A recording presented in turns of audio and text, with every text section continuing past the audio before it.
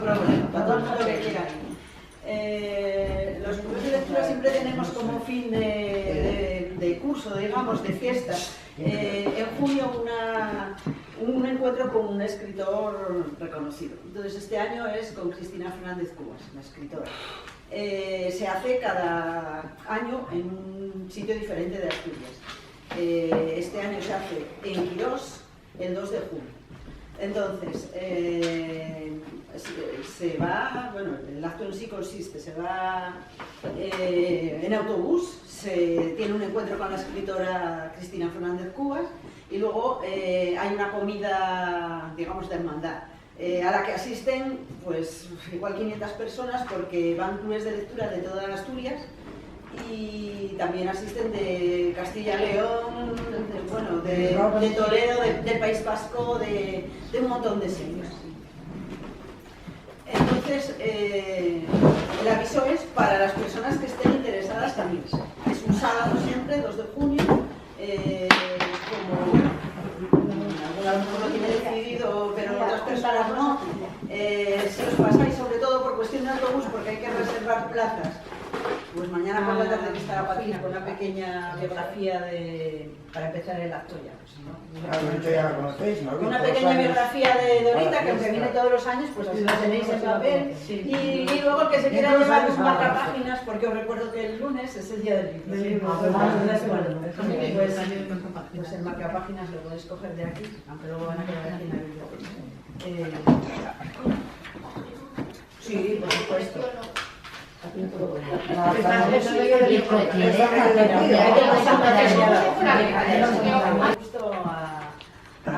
A veros, porque yo la veo, bueno, una vez más a menudo, y a pasar este rato aquí con todos nosotros. Y bueno, vamos un poco a dividir lo que es el encuentro de club de lectura y de aficionados a la lectura en general, como en dos partes. Primero vamos a hablar un poco de ti como escritora y luego ya hablamos del libro que un poco, si te parece. Sí, sí.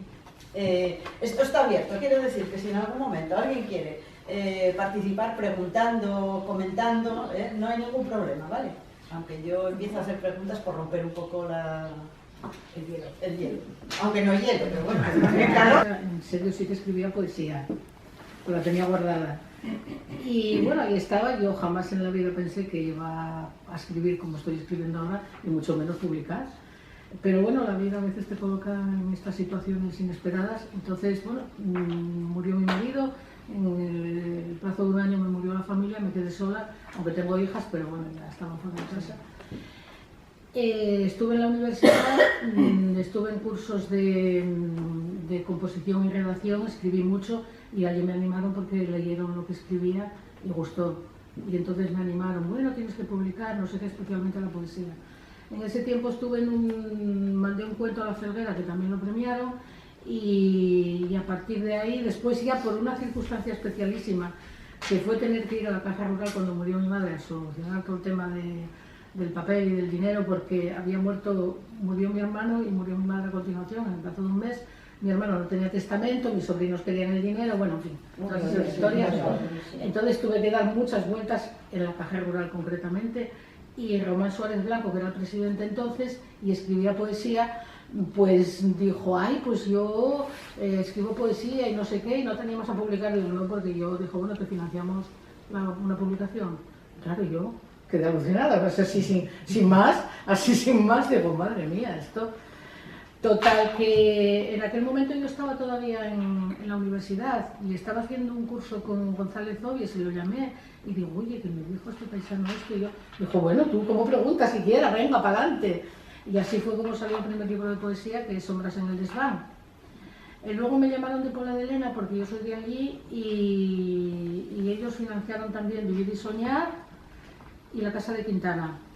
Y después, bueno, aquí en Oviedo empezaron a llamarme de las bibliotecas, yo me emocioné escribiendo, yo seguí escribiendo porque ya era una necesidad, en aquel tiempo era más necesidad todavía que hoy porque tenía que evadirme, y seguí escribiendo, y una vez que escribes y que publicas la primera vez, pues como que dices, bueno, ya que ya había perdido la vergüenza, Sí, porque la primera vez lo de la vergüenza es mucho, ¿eh?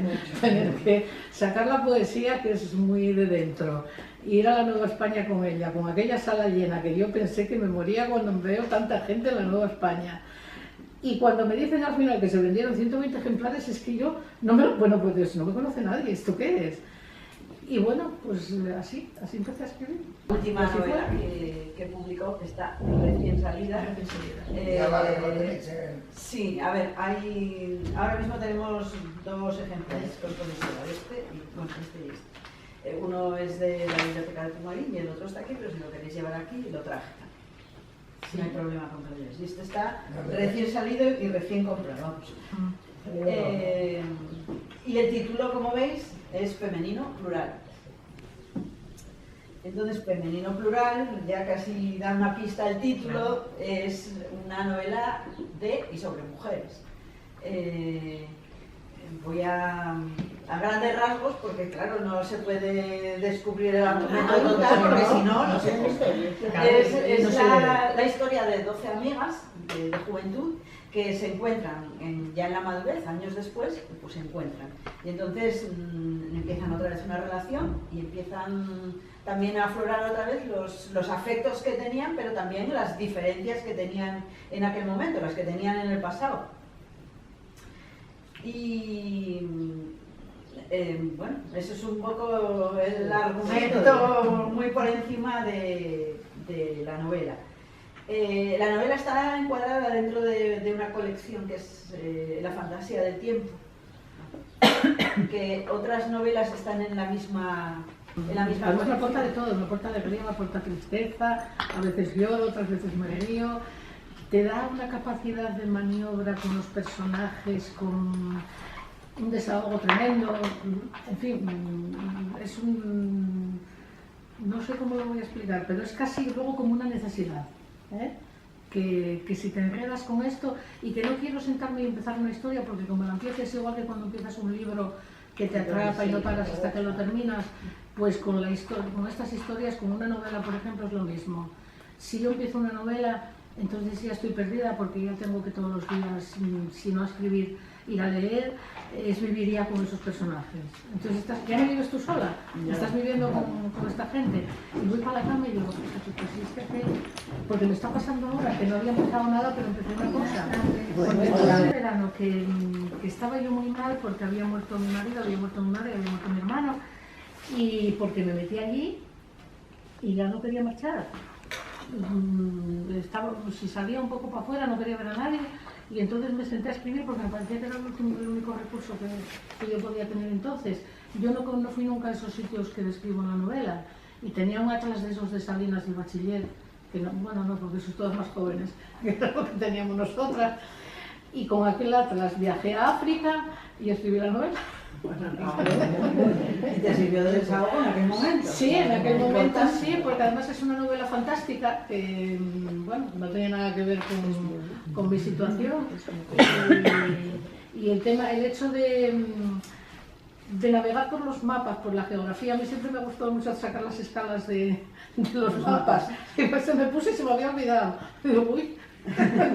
Bueno, entonces todas esas cosas hasta que das con que luego ya por fin, bueno, lógicamente lo saqué porque tampoco es tan difícil. Bueno, pues el viajar, el concebir la historia y eso me llevó los 15 días allí, y todo el día delante del ordenador, salía un poco a tomar el aire y volvía. Cuando cansaba de escribir cogía la fesoria, que todos lo conocéis por aquí, y limpiaba. Sí, tomaba energía también. Relajaba. Y así fue como salió La casa de Quintana, pero es lo único que yo escribí allí. Lo demás yo tengo que escribir aquí en mi casa, porque además allí no tengo internet, todo. Empezó diciendo que si Sabina, la protagonista, se era la alter ego de Lolita. Pero no tiene nada que ver, no, porque luego yo leyendo más en profundidad, a ver, esta mañana la asociación Mujeres por la Cultura, que fueron las que me dieron a mí la idea de escribir sobre 11 mujeres, pensaron que iban a salir ellas en la novela, que cada una iba a ser una, pero no tienen nada que ver, no tienen nada que ver. Hombre, a lo mejor hay algún rasgo específico. A ver, aquí sale una abogada y una geóloga que son profesiones que yo tomé de ellas. pero luego lo que refleja, no refleja su personalidad en absoluto, porque además la que es abogada no se dedicó a las historias que se dedica a la de pero que tampoco era tan bueno porque yo en aquel momento estaba muy mal. Ya. Yo recuerdo el día que me trajeron los libros de casa, que lloré no sé cuánto y bueno, estaba mal. Por otra parte, el ir allí y el ver aquello, que también, bueno, no dejaba de ser una ilusión porque la gente no lo había leído. Claro, la gente fue, la gente compró, pero podía no gustarles. Claro, y entonces podía venir luego el bajón. Pero bueno, gustó y ahí seguimos. No sé si ese podría ser el mejor recuerdo. De Corea tengo un buen recuerdo también. Yo creo que de todas. Y es que y las quiero todas porque todas tienen bastante protagonismo, todas las mujeres, pero Sabina concretamente, que es la protagonista principal, es una mujer muy controvertida, te sorprende. Y esta mañana se debatió mucho sobre ella, sobre su personalidad, porque bueno, dicen que no es una mujer que vaya siempre en la misma línea, que bueno, pues sí, es una mujer cambiante, puede ser alguien actual o puede no ser, o hay personalidades así en la vida. Entonces ella refleja un tipo de personalidad, que es lo que yo describo en la novela, y no sé qué era lo que si que pretendías reflejar sí, la sociedad actual. Estoy reflejando un poco la sociedad de los años 60, cuando ellas son jóvenes y se conocen y tienen otra serie, no una asociación, pero bueno, una serie de reuniones en torno a un trabajo que hace una de ellas, y después cuando se vuelven a encontrar pasados 20 o 30 años, que ya serían con 70 años aproximadamente, entonces es la sociedad de ahora. O sea que sería la de los años 60 y la de ahora. ¿Cómo llevan la vejez, por ejemplo? ¿Cómo, por ejemplo, estaba mal visto una cosa, un negocio al que se dedican dos de ellas en el año 60 y ahora no estaría mal visto en absoluto? En cambio ese que se dio en la sociedad. También era mexicana y tenía sí. Como capacidades extrasensoriales y demás. Bueno, no vamos a... no, porque ¿qué te inspiraste para este personaje? Porque es un personaje un poco... Sí, lo del personaje diferente. de Sabina, en principio le puse el nombre. Bueno, a mí me llama Sabina, tampoco me gusta poner nombres así como muy conocidos, no sé, María y todas estas cosas, que se pueden poner perfectamente. Y lo de Sabina, después mirando porque de esta sí que tenía un esquema y algunas notas y demás, porque la novela es un poco compleja, son muchos personajes y bueno, buscando en la cultura mexicana me encontré con María Sabina García, no sé qué, que era una curandera, una chamán mexicana, y entonces ya leí sobre ella y tal, y ya la enlacé con Sabina. Y me vino muy bien ese personaje para lanzarlo con Sabina. La novela gira un poco en torno a otra novela, que es la novela Retrato de una bruja de Luis de Castresana, que fue Premio Planeta en el 72. Entonces la sitúo ahí un poco como el hilo conductor entre todas ellas, porque todas la habían leído en esa época, que fue la época seguramente que la leí yo y que también me impactó, y es lo que las une un poco, la lectura de esa novela, pero a Sabina la lleva más allá, porque Sabina es una mujer que presume de tener corazonadas, de tener un poder extrasensorial diferente a las demás, de tal y cual, y entonces lo de las brujas, pues como que el protagonista de la novela de Castresana se llama igual que su marido, y bueno, hay una serie de coincidencias que se van dando más y son las que las lleva, y cuando va a México, por circunstancias especiales en su vida, se vuelve a enganchar con otras 6 mujeres, que el hilo conductor para entrar en contacto con ellas fue la novela de Castresana, que una de ellas lleva en el coche cuando la recoge perdida por una calle. La novela es un poco coral, integra muchos personajes, los personajes están dentro de la historia, pero cada personaje tiene su comportamiento, sus sentimientos, los hechos que les ocurra a cada uno van en paralelo y al final se cruzan. Sí. Entonces resulta muy complicado, supongo, quiero que me lo confirmes y me digas cómo puedes escribir este tipo de cosas así complicadas y el que un personaje tenga una continuidad hasta cruzarse con otro y sobre todo cuando, como en este caso, concurren como 12 a la vez.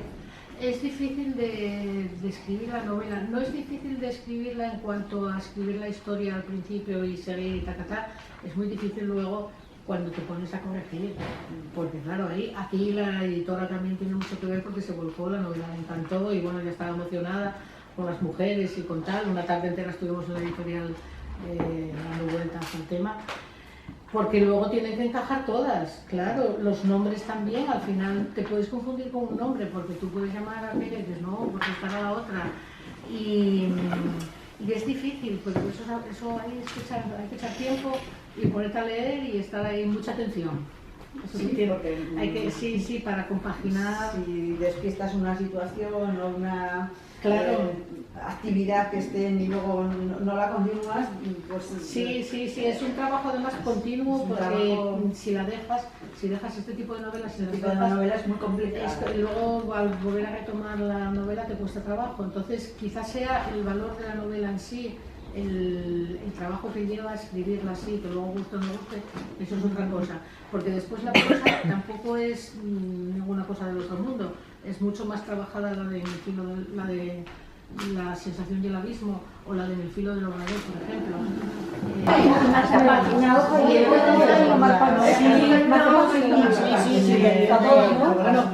no sé cómo será. Sí, el libro es una maravilla. Por el libro. El libro es precioso. Este es porque analiza Me gusta mucho. y este es porque es poesía y este es poeta Saharaui, que es Ay, qué guapo, bueno, me encanta. Muchas gracias. Sí, Muchas gracias.